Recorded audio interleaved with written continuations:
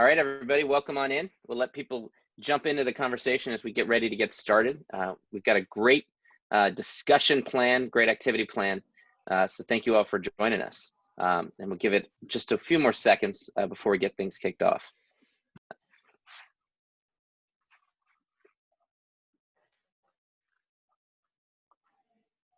So I'll start to warm up as people come in.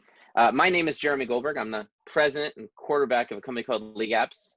It's a technology company serving youth sports, and I'm proud to be kind of the Sherpa for today's conversation to help guide us as this discussion around collaborative models for equity and accessibility. And I think this is such a critical conversation that all of us will be part of together. And it will start with some of the incredible experts, folks that can inspire us and provide their own perspective, and will extend to everyone else who's part of this as we break into some groups and discuss and explore possible opportunities for collaboration. You know, one of the things that I think is so important to recognize is that when on this question of equity and accessibility in youth sports, the challenge and opportunity is profound, right? Before COVID, there was already challenges around equity and access in youth sports. You know, Tom Ferry is nice enough to join us. And when you look at the data that Aspen Institute has helped develop and popularize, you see that more than 60% of kids are not participating in sport. And when you look at that broken down by income, you find that those that are from households over 100,000 have so much more opportunities than those that are coming from household making less than 25,000, for example, and maybe over 2/3 in one case and less than 1/3 in another. And that says nothing about access to fields and quality coaches. So this challenge already existed, as so many organizations out there know that have devoted themselves to focusing on this. And now in this COVID period, and as we emerge from COVID, and there's some aspects of return to play, the reality that all of us know is that the inequity challenges have been magnified, right? The needs are even greater, right? The communities that are most impacted were already the ones that were most marginalized and were already underserved, whether it's health or unemployment or education.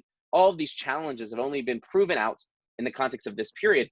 On top of which is the organizations that are serving those communities have been challenged as well, whether it's access to donors, whether it's access to space for programs. So we've got a profound challenge here that exists.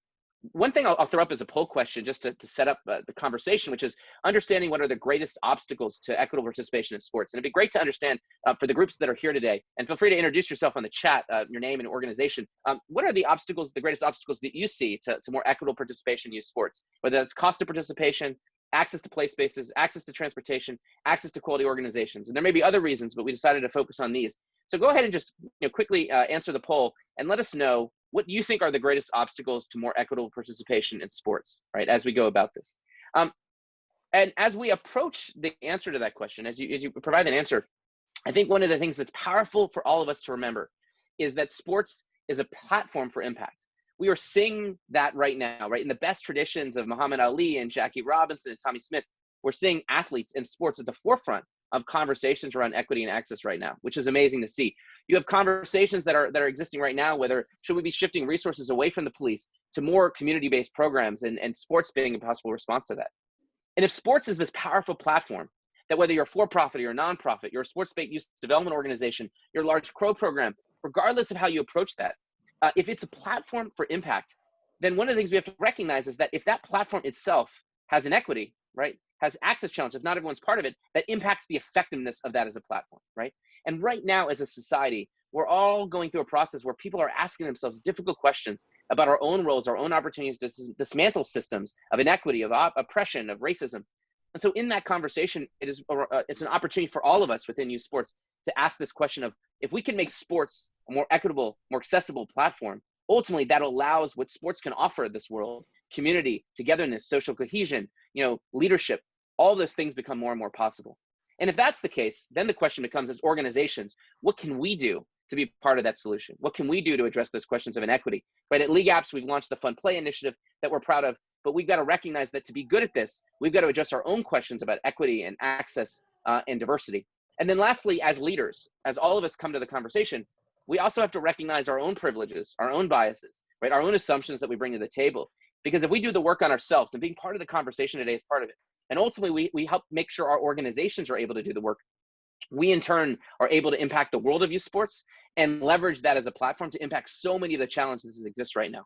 I'm reminded of David Brooks, a speaker that I heard from the New York Times that Tom Ferry had at the Project Play Summit And when I talked to him in the hallway afterwards, he was talking about the power of sports right now as a platform, youth sports, whether it's the idea of the competitive virtues and the compassionate virtues you learn from sports and the power of that. And if the more people that had access to that, the more ways you would have people coming together. So given that this ambitious topic, how do we approach changing this? And I think it starts with the assumption that when people come together, great things happen. I happen to have spent time on the Obama campaign in 2000, 2007, 2008.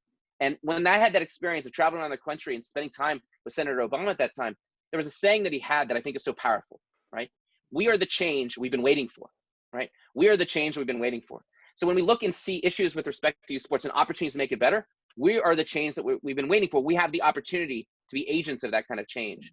I think the second thing is when we're dealing with really complicated challenges, the best way I know how to do that is to bring people together, to learn and hear from each other, and then think about what happens when people work together. Powerful things can happen. I've seen that in the context of the work that I've done in conflict regions around the world and the nonprofits I've served on.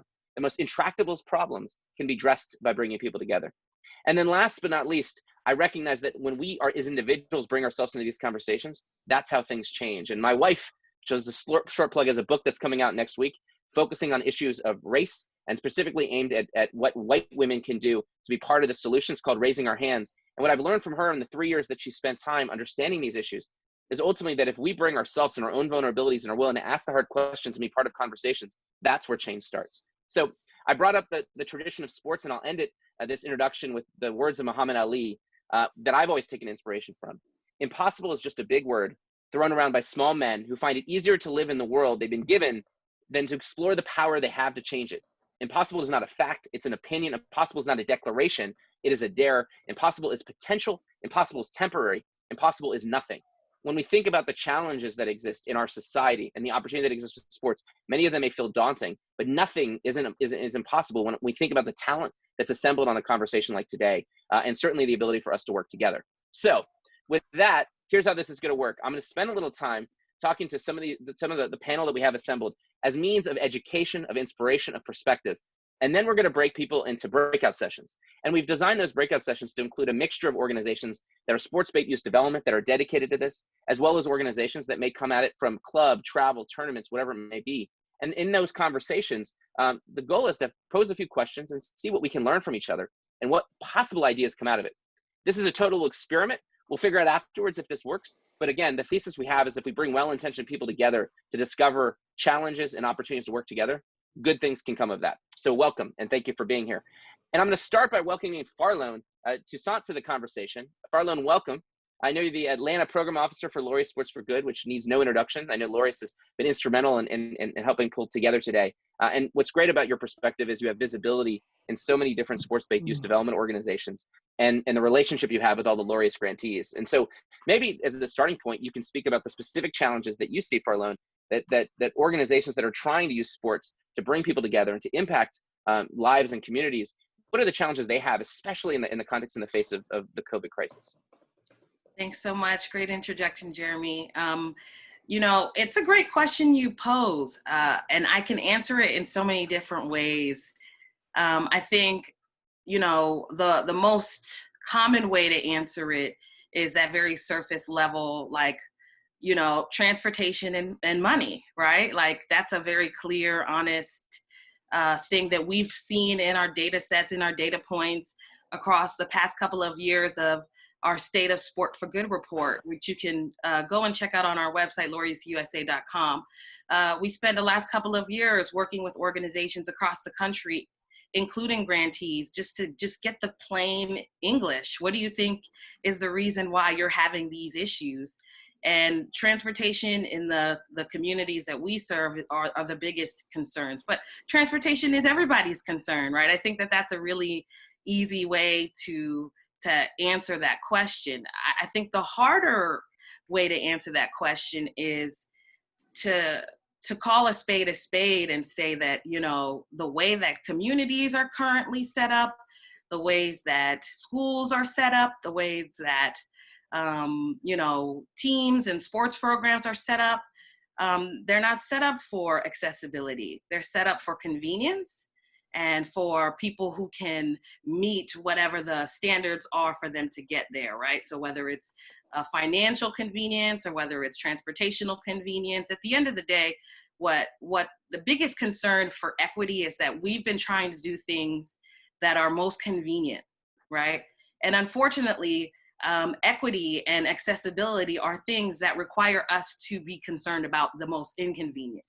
We really have to take our time to rethink our thoughts about, you know, how we're spending our money, how we're spending our time, where we are really utilizing our strengths, our talents, our teammates, because the problem is we're trying to be cost efficient, right? We're trying to make sure that we do things that are convenient, but convenience is at the cost of accessibility to kids that come from parents who are incarcerated, or parents who suffer from mental health issues, or parents who are socioeconomically disadvantaged. And yet, if those are the people that we really created our programs to support, the inconvenience factor, the accessibility and equity factor are completely forgotten about because we're thinking about being cost efficient and we're thinking about being cost effective.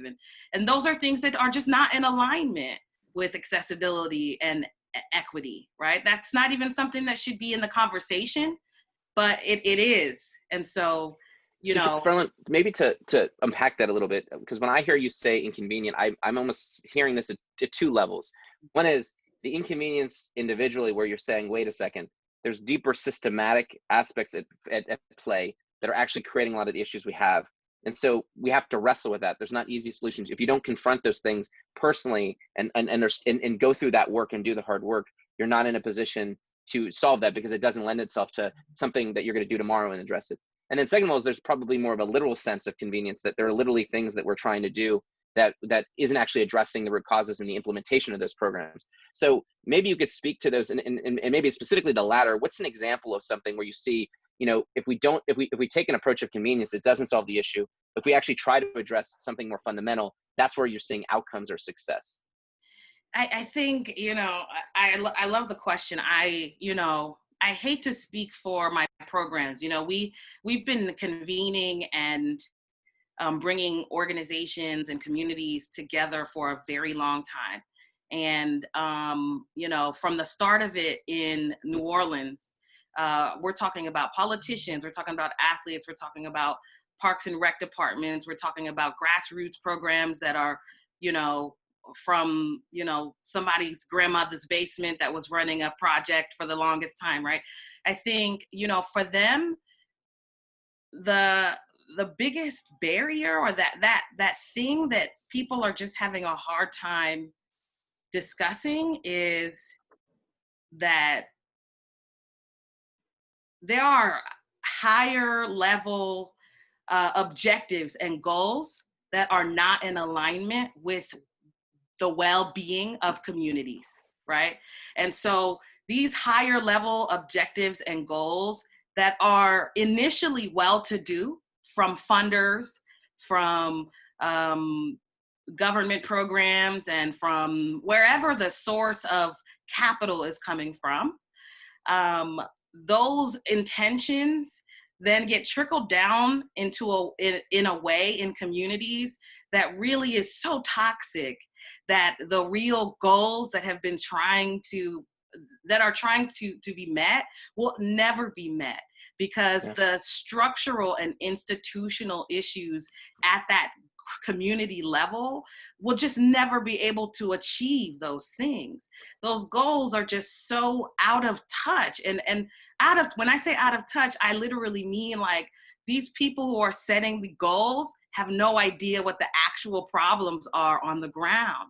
And so, you know, there's just a human disconnect, and that human disconnect proliferates the issues of accessibility and equity. You know, I think about, I was having a conversation with a colleague who works in sport-based youth development, particularly with kids with disabilities, right? And how, like, we don't even begin to discuss the level of inequity for youth who are differently abled, and how their inaccessibility to programs is actually affecting the bottom line when it comes to Social Security, right? When it comes to government programs, right? But there's such a disconnect in all of our systems that the truth of the matter is human beings are out of touch with one another. Yeah. And because we're out of touch with one another, we're operating in such ineffectiveness. It's causing so much waste of time, talent, and treasure. It's just a waste. So I love this. And maybe the final question I'll pose to you as that we start to open this up is, do you, are there examples that you've seen of people coming together, hearing each other, and then working together to actually address some of the systematic or structural issues to actually lead to the kinds of outcomes that you're talking about? Yeah, I mean, oh man, I wish I could have the whole Sport for Good Cities team on here to talk about what they're doing in their prospective cities on this work. The Sport for Good Cities program is basically us doing some really place-based, very specific work in these cities in Chicago, New York, Atlanta, and New Orleans. And over the last couple of years, I will say, you know, in this Sport for Good City work, one of the things that we're realizing is that people have been desiring to collaborate and connect for a very long time. They just have never gotten the true and genuine opportunity to do that in a place where they feel like they can get the support they need to grow in the spaces that they are lacking in. And so one of the best examples I can say of this, oh man, I just have so many examples running through my mind right now. I'll talk about New Orleans for a second, because New Orleans, everyone knows about Hurricane Katrina, and everybody knows about what happened after Hurricane Katrina when it comes to the educational systems, when it comes to the infrastructures that were put in place with the funding that came into place, right? What I've seen in the collaboration and the connectivity in Sport for Good New Orleans is actually remarkable, because they are really focusing on how to use the power of sport to heal this community that has felt forgotten, that has felt absolutely neglected. And the power of sport to unite people who historically would have never wanted to be in the same room together, never would have wanted to hear each other's perspectives. I mean, the South is the caretaker of racism, right? The South is the place that that racism has been babysat for the last 400 years. And yet this small city in the South is saying, we're ready to put that behind us because we're tired of hurting. And it's through these collaborative meetings and these events they're having. You guys know New Orleans, they just love having a party. But these people are getting together and really using the power and the sweat equity of sport through sport to address their difficult, dark historical past, and try and use it to empower the next generation to hear their voice and to understand their voice. And so I'm listening to the Parks and Recreation Department and the charter school system and athletes and programs. And the best thing I've seen is it was a day of giving, right? And several of the organizations in Sport for Good New Orleans decided that with all the money that they got from their benefactors, they were going to re-grant those funds back to Black and Brown organizations who don't have access to the same marketing and attention that they do, right? This is a direct, example of people who were like, I've been a part of this collaborative, I've been a part of this connected, and I see that my role in this is to use my power to share the wealth. And that example is crazy to me because, I just can't believe it. In New Orleans, we're sharing stuff? Really? But it's true, and it's real, and it's a sign of hope for all of us to see that you can distribute the blessings that you get back to communities that need it more than you do, and you're still going to survive. You're not going to hurt. You're not going to lose who you are and lose what you have because you decided to give a little? Well, first of all, I had two overwhelming reactions as you're speaking. The first is I was reading recently and remembering my college days about, although I'm not quite this old, about teach-ins. And I guess it was around the Vietnam War, and I remember around the Iraq War, I did this at Georgetown, where for 24 hours, you sat together and you talked and you learned and you heard. So I feel like I could be in a teach-in for 24 hours with you, and we could keep on going. So stay tuned. That may be the next event. 24 hours just talking about what we can happen together. But the second thing is, I think it's important, is you talked about when people come together, this amazing things that can happen, especially around sport, and how, people are joining the party. And one of the things I think about is I think more people want to join the party, right? As by analogy, in the sense that I think there's a lot of organizations that for a living make youth sports happen, but aren't focused on these issues, aren't necessarily using this vehicle, but appreciate the value of it. Their families appreciate the value of it. So if they can be part of that party, they inherently understand what these organizations are trying to do, and they bring resources and capabilities to the table. And I think that's a lot about what today's about. So with that, I'm going to reluctantly pause the conversation with you and bring in Tom Ferry. Tom, big shoes to follow. But you've got, first of all, Tom may need very little introduction in terms of the world of youth sports. As many of you know, he's the director of the Aspen Institute Sport and Society program and his Project Play program. I've seen Tom build this up from the very beginning, where he was a journalist that was passionate, and now he's one of the leading voices in the world of youth sports. And Tom, you've been talking about issues related to participation and related to that's been magnified in the context of COVID as well. What do you see as the most fundamental challenges, especially at those systemic levels that exist that are creating those kinds of challenges? And we'll talk a little bit about what some of the promising solutions you see are. Yeah. So thank you, Jeremy. It's a very generous setup there. And Farlow, great to listen to you. And really, your words really underscore how we as a nation have become this one of sport haves and have-nots, and the barriers and the opportunities that exist in the communities that you're serving versus those on more higher income and are often distinctly different. So, to answer your question, Jeremy, look, the barriers, we need to look at our sports system as a whole. As even though we have this world of sport haves and have-nots, it's all kind of integrated.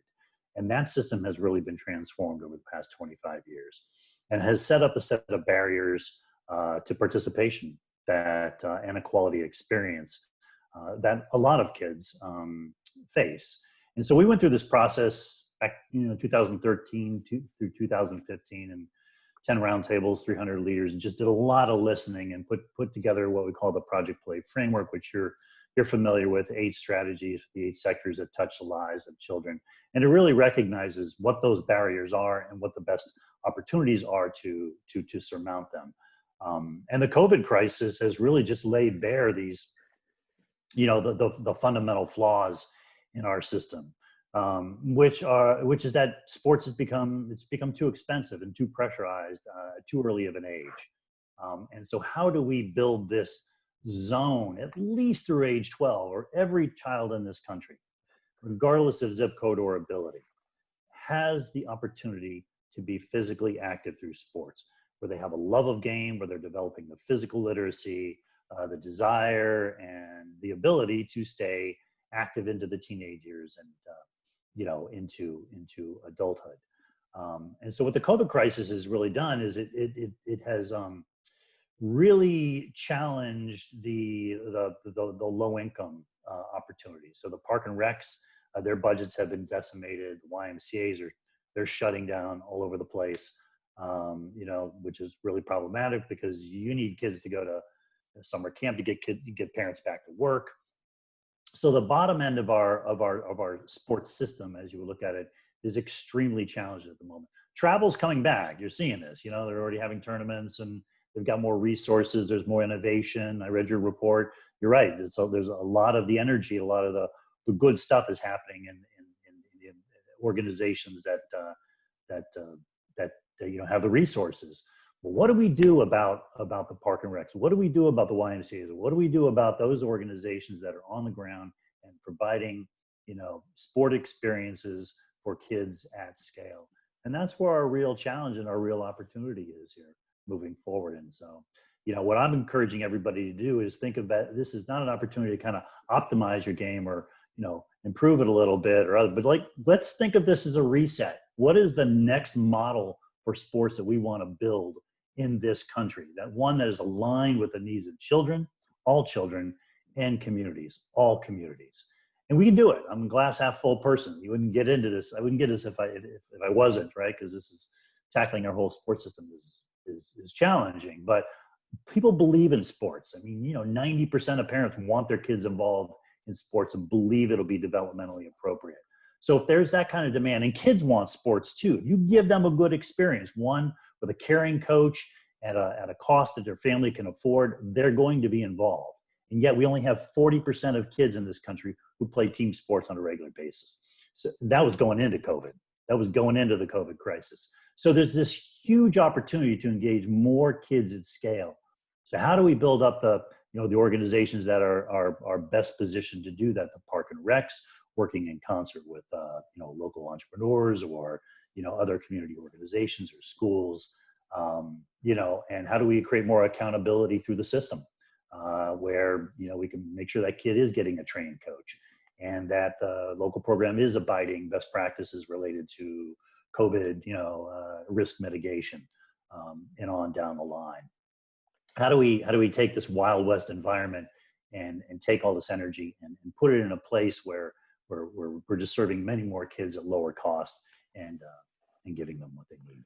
Tom, one thing I wonder is there's a lot of entrepreneurial energy that's gone on, that's built innovative youth sports organizations, and a lot of that has been aimed at whether for-profit or nonprofit, at club or travel or those kinds of experiences. And if you were to invite those organizations and those leaders to be part of a solution here, what are some of the are there examples of success, or are there challenges you would say, here's how you could be part of the solution? What we see, if you're coming into the party and you care about making sure that more people have access, notwithstanding the communities they already serve and that may be happy with their experiences. The real question is how do they apply their talents and skills and resources to address some of these issues? Yeah, I mean, the first thing I would say is recognize that there's, again, a lot of unmet need. There's a market opportunity to serve a lot more kids and do business with a lot more families. So how do you build economic models that are going to provide an experience, a quality experience at a lower cost? Right now, we have an environment where we start creating these travel teams when kids are in second and third grade, and start asking parents to write the big checks. And some parents can do it. We do it. We're a travel team family. We've been doing it since third grade and otherwise, but I'm fully aware that a lot of families cannot do this. So how do you, I mean, first of all, can you hold off on that a little bit to like maybe fourth or fifth or sixth grade, right? And invest more in these models at scale. Also recognize the value of partnerships. Even within communities, things are highly siloed. Soccer clubs one soccer club doesn't talk to another soccer club, and therefore they never play each other. You could create local play, but you're just not doing it. You're driving an hour away to get games up. There's not a whole lot of conversation between the schools. There's limited innovative partnerships with Park and Recs and schools, but this can be done. I mean, there are some bright lights out there. I wrote about this in this vision piece about, the Tacoma Park and Recs partnered with schools and YMCAs and others. And instead of just providing their programming at Park and Rec sites, now it's provided at 36 different school sites around the community. So easier for kids to get to. And their signups have gone up 450% in the past 3 or 4 years. And this is the case in not just soccer, but a number of other sports. So how do we silo the environment and work together more collaboratively? Yeah, and I think that's certainly the message and the idea of today. So thank you, Tom. I'm excited to welcome Kate Carpenter into the conversation. And I think that Kate is the executive director of America Scores Milwaukee. And one of the opportunities we have to learn from you, Kate, is you're a national nonprofit that serves at-risk youth, leveraging soccer, poetry, service learning, and you one of the things I think you're a model for is an interesting relationship you have with the Milwaukee Kickers. So can you talk a little bit about what that model is and the relationship you have, and ultimately how that relates to how you're impacting soccer as a whole in Milwaukee? Yeah, thanks, Jeremy, for the introduction and to be included in this group. I feel really humbled by the great work that everybody's doing here. Yes, so it's interesting because, I just want to preface that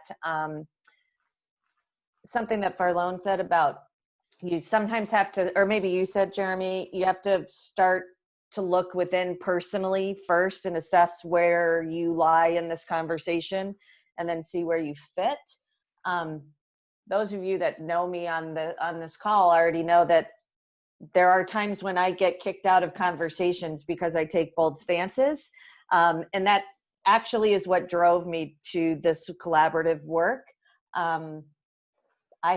When my kids were in a very well-resourced elementary school and I was on the parent committee, we were spending a lot of time on trying to figure out how to get their standardized test scores from 94 to 97%. And I asked, and then somebody wanted to actually take the test because they thought the test was flawed, and that's why the kids weren't doing it.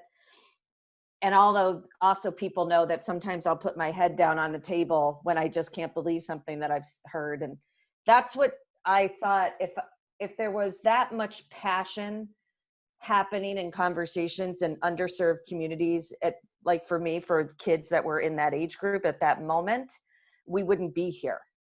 And so I was like, I stood up to that and said I wasn't going to take the test, and then I was removed from the group. And I'm like, okay, well, if I really believe that, then what can I do to help? And coincidentally, I was a coaching educator and a coach, soccer coach solely. And our Milwaukee Kicker Soccer Club has a lease relationship with the county to serve underserved communities. They didn't really know what they're doing. And as I appreciate that this is a replicable model, I would say that at some point when people want to do it, like there's a lot I learned about that. It's not as easy as that.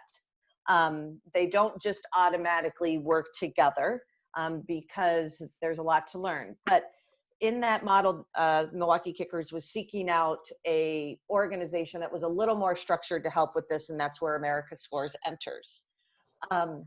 So what this model really looks like, and it has been integral to the success of Scores in our city. Speaking about silos, speaking about competition, there's not a lot of opportunity to work together. So you do really have to, it's kind of like Survivor on getting the dollars. But the relationship with Kickers was such that there was a small financial investment of cash every year. There was the autonomy to run a sports-based youth development program to serve more communities. And there was a lot of other in-kind things like access to quality coaching, access to getting the right licensing, power to influence access to community parks, those kind of things that I would not necessarily have been able to leverage on my own, we can leverage together. So that's the basis, but I will tell you that in response to COVID, after 15 years of this partnership, what is most exciting to me is during this time, even though Milwaukee Kickers is a nonprofit, it is pay to play. You have to sign up, you have to, there is a cost. In this time, when we couldn't serve kids, all of the great principles of SBYD came to the forefront. And this organization said, okay, well, how can we do this? And this all happened, we had 300 kids participate in the Soccer Without Borders stay-at-home season. And, we're trying to, that opportunity just exposed a bunch of pay-to-play kids to community service. And what does that look like? And a different form of competition. So, this wasn't an overnight, but I don't think it's going to disappear. I think these things are going to keep growing. It's powerful. And one thing I take from this, and is the idea that, okay, I have these intentions. I want to help sports-based youth development nonprofits. It's like, no, this is a two-way thing.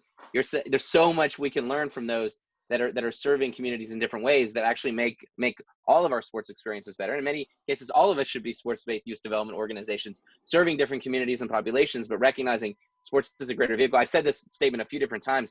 I believe it, that the world of esports just went through the greatest brand exercise. Because if you went to every organization and said, you can't play the sport, but you still got to add value and you still got to impact communities, what would you do? You would force to do the things that every sport-based youth development organization has already figured out, and how to think about the broader socio and emotional learning aspect of it, character development, leadership development aspect of it, that can be such a valuable part of what sports offers, regardless of the level of competition and who you serve. So Kate, thanks for sharing that, and excited to kind of learn more and bring you part of the conversation. Want to bring Tim Ryerson into the conversation to provide an example of how you've approached things at Ellicott City, where you lead you're the executive director of Ellicott City Soccer Club and creator of Get on the Bus. So maybe you could talk about what Get on the Bus is, and ultimately, what inspired you to ultimately focus on a program to increase access and participation, specifically transportation, and how you went about it. So give us your story.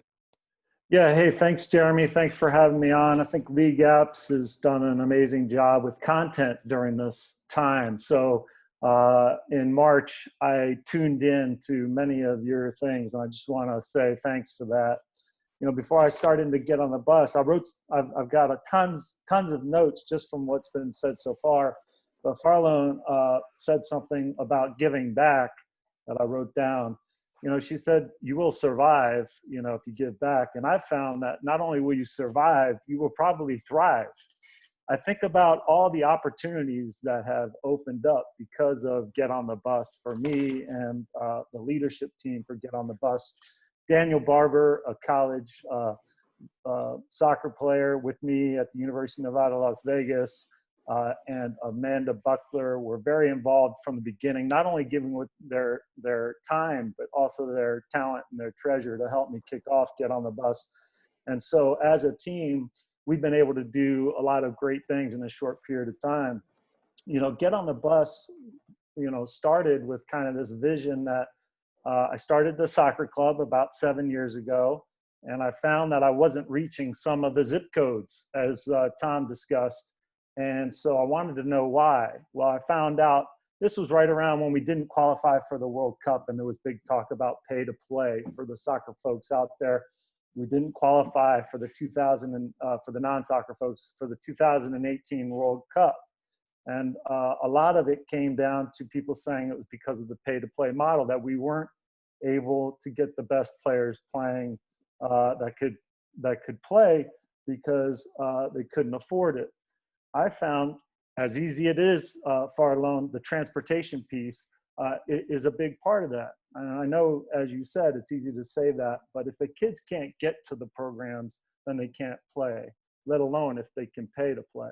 So that's what inspired me to kick off Get on the Bus, basically where we go to Title I schools. We feed the kids a healthy snack. We teach them a life skill. Basically, then we give them the entire soccer kit. For those that don't know what that is, it's the jersey, the shorts, the socks, the shin guards, the cleats.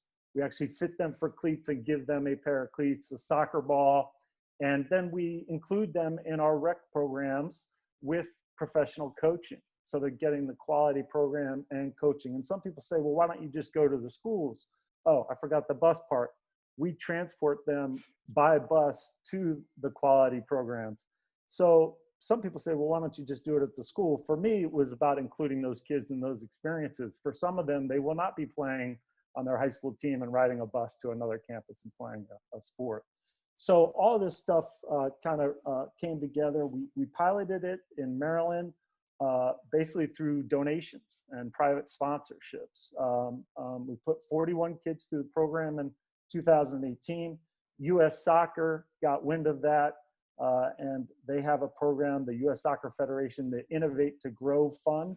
We applied for that grant money, and U.S. Soccer has committed to serving 1,000 kids across the country in this program, Get on the Bus. We started, as I said, in Maryland with our club, and we made a partnership with the local school district, Howard County Public Schools, which, by the way, there's a city in Howard County, Columbia, Maryland. It's been in the news recently because it was basically built on equity when it wasn't popular to do so. Columbia, Maryland, looked it up. And then basically that grew with that funding. Other partners came on board. Quick Goal. We have partners like the Horizon Foundation, which is an independent foundation, and then also other national type of organizations like Footpost.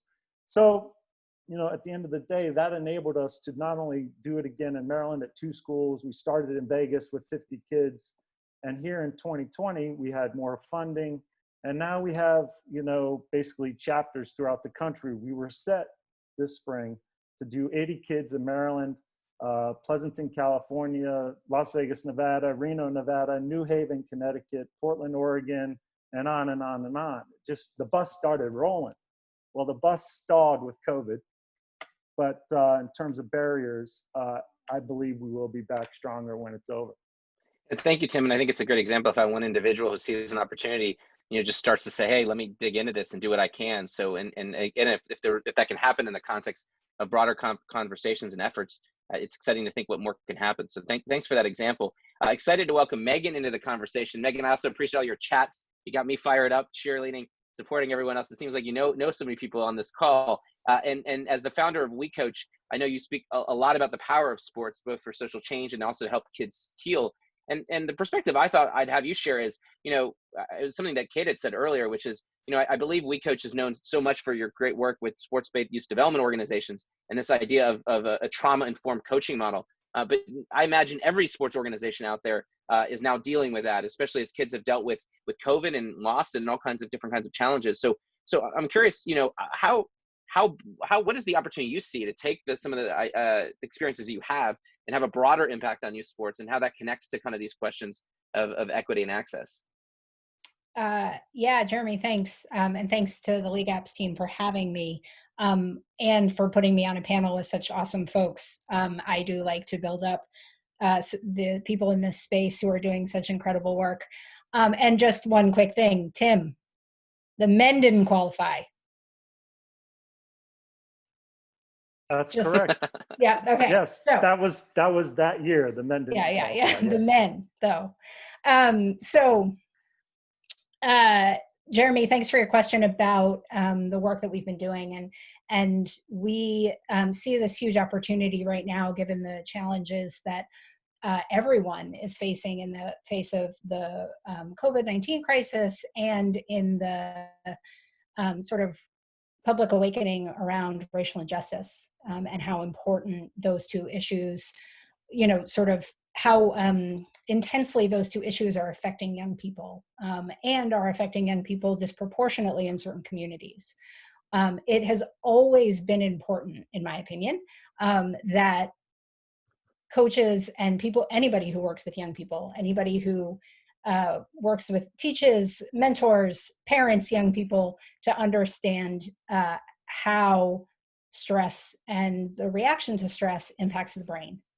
But when we started talking about that with coaches, we got a lot of sort of blank looks and a lot of looks that sort of said, oh, that's good for those kids, right? Those kids who've been traumatized.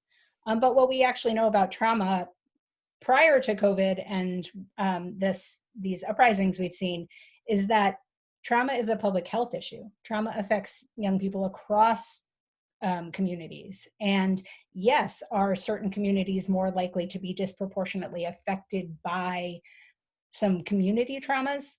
Absolutely. We've seen that play out even more in the COVID-19 crisis. But trauma is a public health issue that affects kids across every community, and the adults who work with young people can only serve them well if they understand what that means. Because the chance that a young person is going to show up to your program having had one of these experiences is almost inevitable. And so when we think about what kids need and what sport is actually uniquely suited to do, right? We always talk about what sport can do and how it can teach us these essential skills like teamwork and communication and discipline, and all of those things are absolutely wonderful and essential. It can make sure that we're physically healthy, right? It can get us active, get us doing all those things. Also super important. But what sport is uniquely suited to do is to help kids heal. right? You can have positive relationships with adults in other settings. You can be physically active without a sports team, but a sports team uniquely puts those two things together, and those two things together are like magic for regulating the stress response. They are like magic for making kids able to be resilient to stress in their lives. Whatever that stress looks like, whatever community a young person is dealing with that stress in. And so why I'm hopeful for two reasons. One is that when you know about the brain, you know the brain can change. If you know about the brain, you know that a lot of the challenges that we think are intractable are not, because the brain can change, and we can actually help young people heal.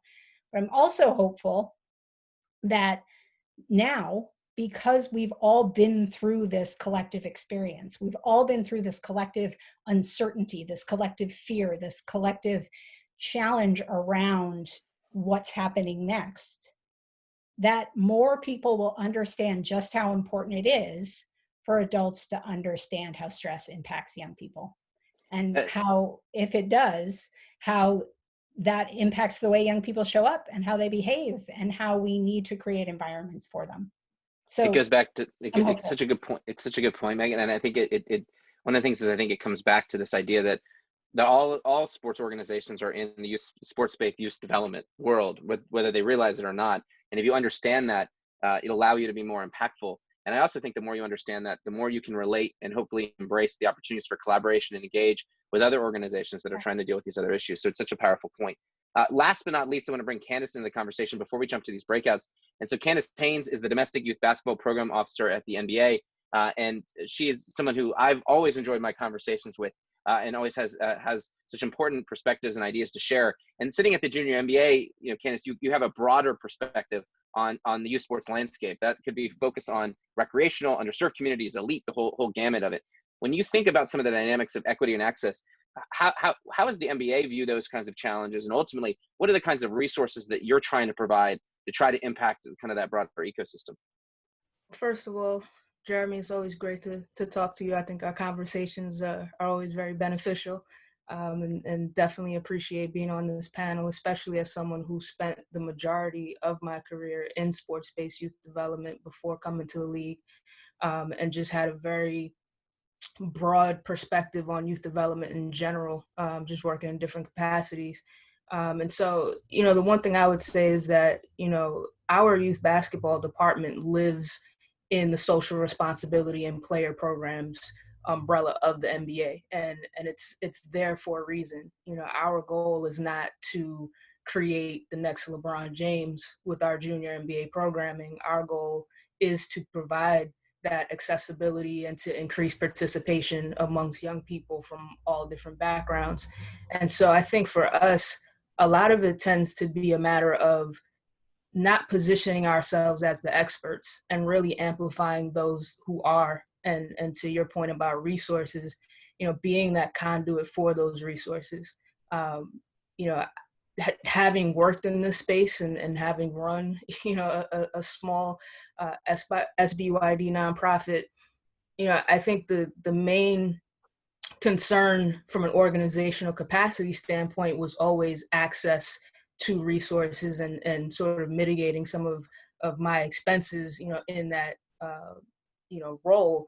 And so, when you look at what we're doing at the NBA in terms of, really leveraging the expertise of people who are actually doing it in the space. So you look at our NBA Mind Health program and some of the resources that we're able to provide there, and Megan was making amazing points that I was definitely amening when it comes to trauma and how kids are impacted by, but also how they benefit from sports. We've really tried to provide resources to coaches that are in our junior NBA network to really emphasize the importance of mental health and wellness training and understanding, certain things that these kids are going through. When you talk about what we're going through, as a society right now, I mean, we have a listening session tomorrow with about 40 coaches, just to understand what their needs are in terms of communicating with their players about race and social injustice and some of the things that, their players are witnessing. And so, I think for us, it's really just a matter of leveraging our platform and really amplifying those voices that are doing the work, looking at some of our programs and some of you may have been able to join our Junior MBA Leadership Conference this year. I mean, we we're up to over 2 million views on that event. And that's another, aspect of that accessibility conversation. Normally, we're only able to house maybe 300 to 400 coaches, in Chicago, whereas going virtual, we were able to, present that information to 2 million people. So I think, for us, it's really just a matter of taking a step back and saying, okay, we're the NBA, we have access to anyone that we want access to, and so we can have the former U.S. Surgeon General come and speak about the importance of maintaining social connection in this time. We can get Steph Curry to come on and talk about what it's like for him, both as a parent and as an NBA player during this time, and really break down some of those barriers to accessibility, and really point people in the right direction for some of those resources and opportunities for collaboration. Well, thank you, Candice. And I think it's and I think what's exciting is even your presence here and all the work that the NBA is doing is the ability to understand how, if there's needs or opportunities, as you said, the NBA has the resources and ability to marshal that. So as we get ready to move to the next part of this conversation, a few things I'll share. First is, let's pull up the poll results. As we saw, curious to see how people's perspective on what some of the challenges with respect to, obstacles, and obviously the cost of participation is high up there. I think Tom mentioned that as before as kind of the number one reason, with those other issues around place basis and transportation and quality organizations also being part of the mix. And I think as we jump into this conversation, fundamentally, I think the question we want to ask, which is, what's the most effective way that you sports organization and other stakeholders can ultimately collaborate together to increase equity and access to sport? And I go back to something Farland said at the beginning, which I think we all have to recognize, which is there's probably short-term opportunities for us to collaborate and make an impact. And then there's also the question of, how do we recognize larger systems of inequality or oppression or inequity that are manifested itself in the world of youth sports, that if collectively we understand and work together, that's the way that we confront and challenge and dismantle those kinds of systemic barriers. And so there's an opportunity to think about what we can do now, but also how do we open our eyes to that? And the one thing I'll say is, one, you can have very good intentions, but you can still do harm. So all of us, especially who are new to the conversation, have to recognize that we might want to do the right thing, and yet we can still do the wrong thing. And then the second thing is that, especially if some folks are coming to this conversation new, we've got to get comfortable being uncomfortable, because some of this is not easy. And the reality is that if you're not feeling uncomfortable, and if it's not blowing your mind, if it's not challenging the ways you thought about things, you probably aren't doing the work. And this is a longer journey. And I think as a society, so many people are waking up to the question of systemic racism and supremacy and equity and all the other concepts that I think people are wrestling with right now. And we have an opportunity to wrestle with that in the context of youth sports. And if in a world in which we're operating, we're not aware and understanding these issues, you can start to imagine what it means for the rest of society when it comes to all these other systems. But what we can influence, if we can be in conversation, is hopefully try to address those issues together. So so one is, as we go into this, let's all be mindful that we're trying to do the right things and we may not, and let's learn from each other. So the way this is going to work is, there's a few questions we want to ask in each group. If we go to the next slide, I think we have a slide on this. One is, what we're basically saying is, okay, each group is going to wrestle with a few questions. We're breaking into groups of 8 or so people. Think about the obstacles and challenges to increasing accessibility and equity in your mind. What are opportunities for collaboration and problem solving? What can you learn and hear? And ultimately, are there ways that you might think about how your organization can be part of the solution? And this is more of an experiment to start a conversation, because what I think is, and I think Farland gave an example, a lot of sport-based youth development organizations, and I think there's some great collectives out there, obviously Lori is too, are figuring out ways of coming together. Can we introduce more people into the party? And if that's interesting, then we can figure out ways of doing more of this. And certainly at League Apps, we're committed to figuring out how to make that happen. I know Aspen also brings together so many different stakeholders, as does Laureus. So let's see what happens when we come together, and we'll figure it out. And then what we'll do is we'll break into groups for the next 30 minutes or so, and then we'll come back together for a quick kind of wrap up. So with that, I think, Jamie, someone's going to hit a magic button and then everyone's going to disappear. And then you'll end up in a group of a smaller group